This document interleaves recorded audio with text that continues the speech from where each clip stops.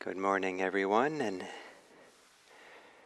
welcome to our weekday meditation session that we do together. And the idea of that Buddhist practice, meditation practice, is a shared activity, that we do it in community, is a nice thing to emphasize, partly because of the way in which we become a little bit internal when we meditate, closing our eyes, being with our breath, connected to ourselves. And but to do it with a strong sense that we're doing it together with other people places meditation in a bigger context. It places the kind of internal movement of settling into ourselves clearly within a context of community and maybe even the wider world, and something that we do not just for ourselves, but we do for everyone. It's a form of mental health or mental cleaning, cultivation of wisdom, of clarity, of a calm state of mind. It's also the cultivation. It's also a cultivation of a beautiful mind. And this idea that the mind can be beautiful is maybe an idea that's foreign to some people. But this mind that we have, and we don't need to define what it is, it's what it is for each of us, the inner mental landscape that we have, that can become a beautiful landscape. That every single person has that beauty or has that capacity for beauty is built into the Buddha's teachings. So as we sit here today, to take care, loving care, in a little bit of extra time, so that the loving care, can find expression and have something that receives it. Let your body receive your care by spending time kind of settling into your body, finding a really good way of being with your body, an alignment, an attunement of your body, maybe moving around a little bit, swaying a little bit, until you find a nice, steady place that feels good for your body. Even if there's some discomfort somewhere in your body, maybe the gestalt of your body begins to come alive, or start experiencing the vitality of this body. And with the caring kindness and care for your body, gently close your eyes. Maybe gently allow the eyeballs, the muscles around the eyeballs to soften. Perhaps allow the forehead to soften or spread wide or relax. Sometimes it's enough just to imagine it's relaxing.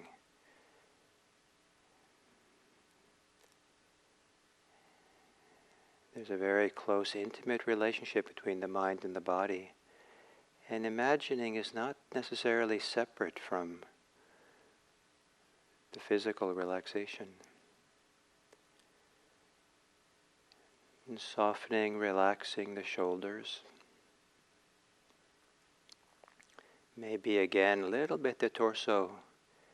Kind of maybe a little bit, move it a little bit. Shake it a little lightly.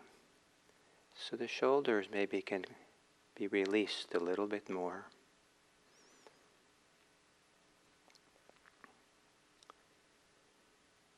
And maybe there's a way of softening or opening in the heart area, chest, solar plexus.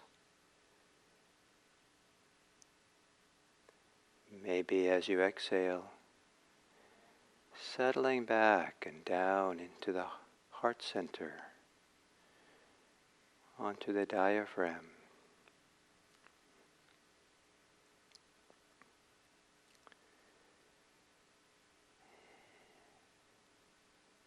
And relaxing the belly, softening the belly, letting it hang forward, hang down. For years I would do this, and very quickly my belly would tighten up again.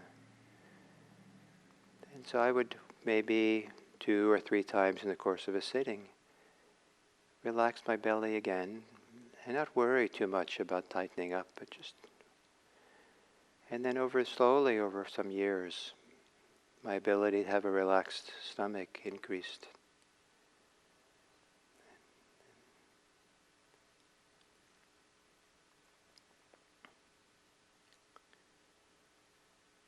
And then perhaps also you can offer caring attention to your inner mental landscape, maybe to what you call your mind.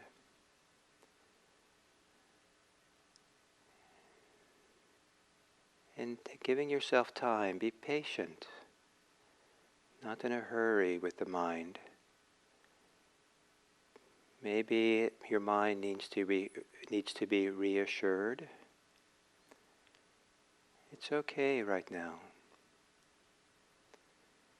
At this moment, dear mind, it's okay. It's okay to relax and to soften.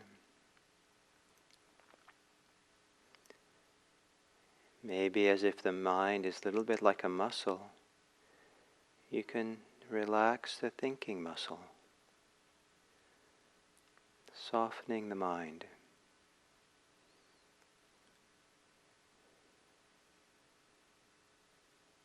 If the energy of the mind seems very active and like it's being propelled in some direction, perhaps you can relax that, or let the mind settle back, sit back and rest in itself.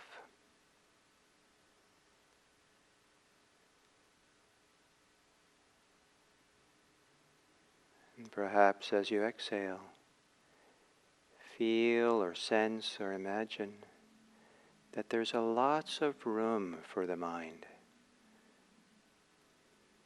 The mind exists in a vast space, like in a vast, big room with a high ceiling, or it's outdoors with infinite space.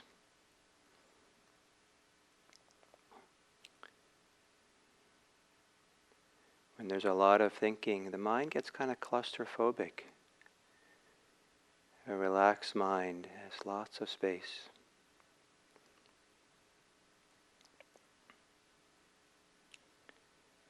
And then finally,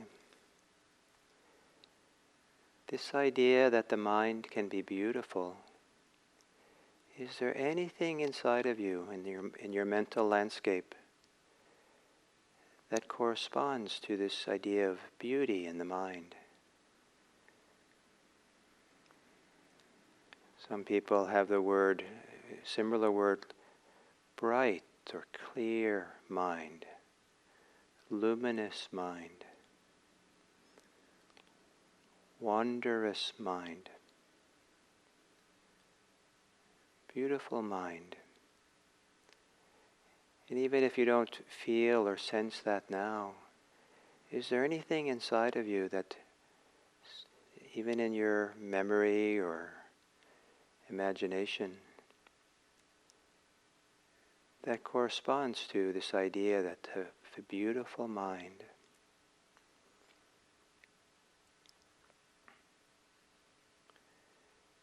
An open mind, receptive mind. A mind that's content, safe, peaceful mind.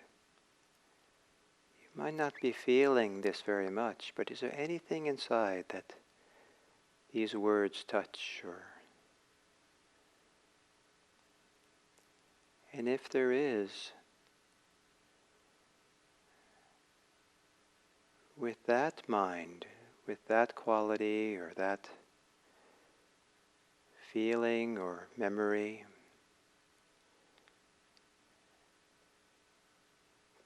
to allow the experience of breathing to be known.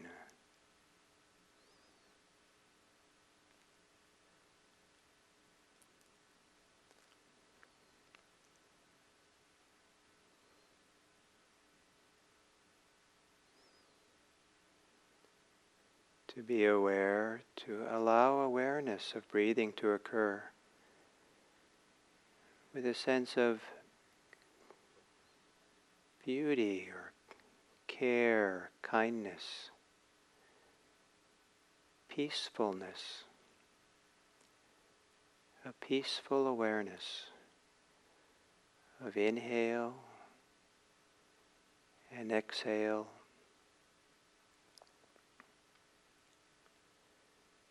Perhaps as if the breathing is not the main point of meditation.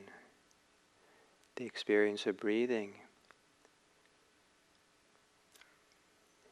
is the basis or the focus on which the beautiful mind, the peaceful mind, can also be known, can be allowed to be present.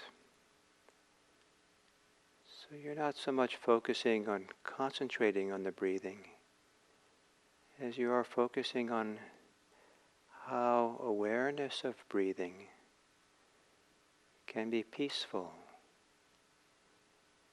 loving, have a sense of beauty or clarity,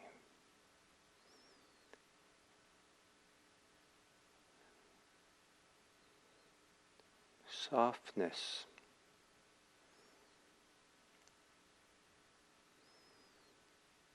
And if your mind wanders away from thoughts, wanders away from the breathing, don't be in a hurry to get back to the breathing as if that's the point. Take your time to see if you can reestablish some even small bridge between the beauty of your mind and the breathing and the clarity of the mind, or the gift of the mind. Breathing one breath at a time, one beautiful mind moment at a time.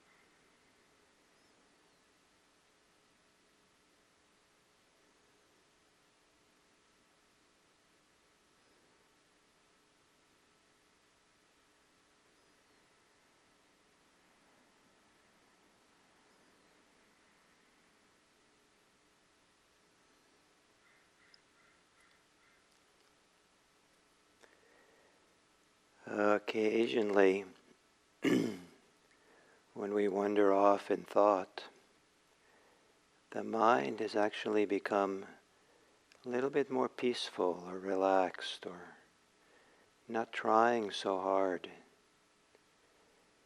So if you notice yourself having wandered off in thought, don't be in a hurry to come back to the breath or in a hurry to judge yourself for that.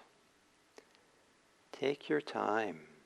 See if you can notice if the mind has become a little bit calmer or more peaceful or more at ease or less striving or trying or judging. It doesn't always happen this way, but if it does, stay close to that mind. Not the thinking mind, but the quieter the part of it, the more peaceful part of it. And let that be where you begin with the breathing again.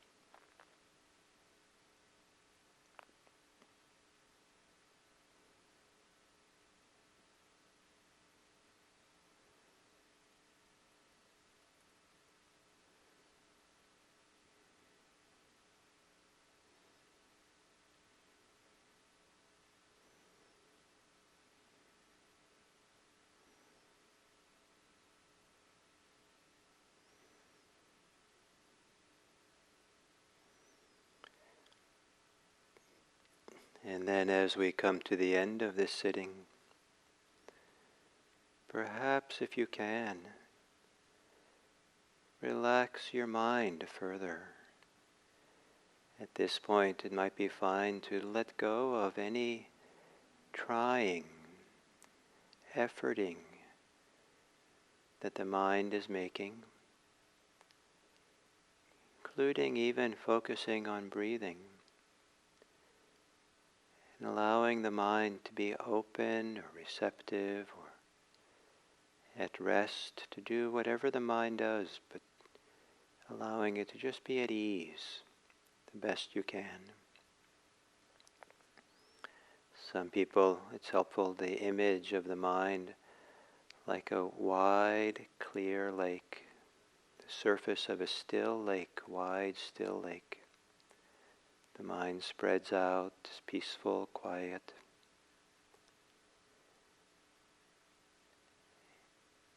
And whatever simplicity of being, simplicity of mind that you're able to relax into. Nothing to do, nothing to become, nothing to resist, nothing, just to be with the mind. And within this simple mind, perhaps this simple heart, can you touch into a simple caring, the simplest form of compassion or love or care? A simple caring and love that can radiate through your body, through your mind. A caringness for yourself, or caringness for this body and this being that you are. And then that from this being, from yourself, from your heart, your mind, let the mind and heart spread outwards, the simplicity of care, imagining that it reaches out into the world and begins to include others, people you know, in your neighborhood and family and friends. And it spreads outwards to touch the people of these lands,